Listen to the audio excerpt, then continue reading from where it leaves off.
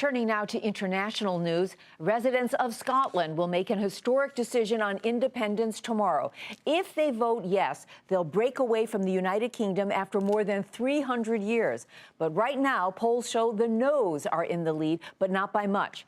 And understandably, a lot of businesses are nervous about what happens next. Michelle Carusa-Cabrera is in Edinburgh, Scotland, with more. The feelings are intense on both sides of the issue, and so is the campaigning. The nearly 5 million Scottish voters remain deeply divided on whether or not to become independent from England. I'll be voting no. You'll be voting no? I'm sure there's lies being told on both sides, but so if you can't make up your mind, you've got to go with what you've already got. I'm voting yes. You're voting yes? Yes. Why? Because I think we're better when we can control our politicians where we can see them, that's why. You're not worried about the pound and absolutely all that stuff? not. It's our pound because we can still use it. The Yes campaign says the Scots should have more say on how their tax money is spent, and they'd like to spend more on social welfare programs. The No campaign says the Scots face economic risk. They could lose the backing of the English central bank and perhaps their membership in the European Union. That would hurt trade.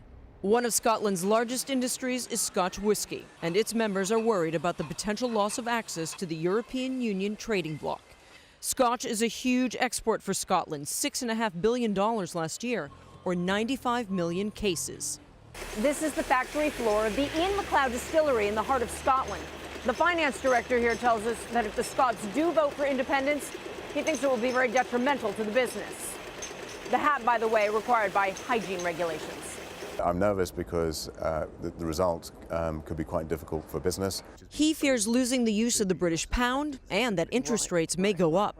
So many things at the moment are not clear at all, particularly in terms of obviously currency and for our industry access to markets. Graham Blackett is an economist and businessman who supports independence. He knows there are risks, but he says the key issues can be resolved in the negotiations that will come after the vote. Ultimately, he thinks it's better to have a government right in Scotland rather than as far away as London. I live close to where a guy called Hugh McDermott, who was a famous Scottish poet, used to live.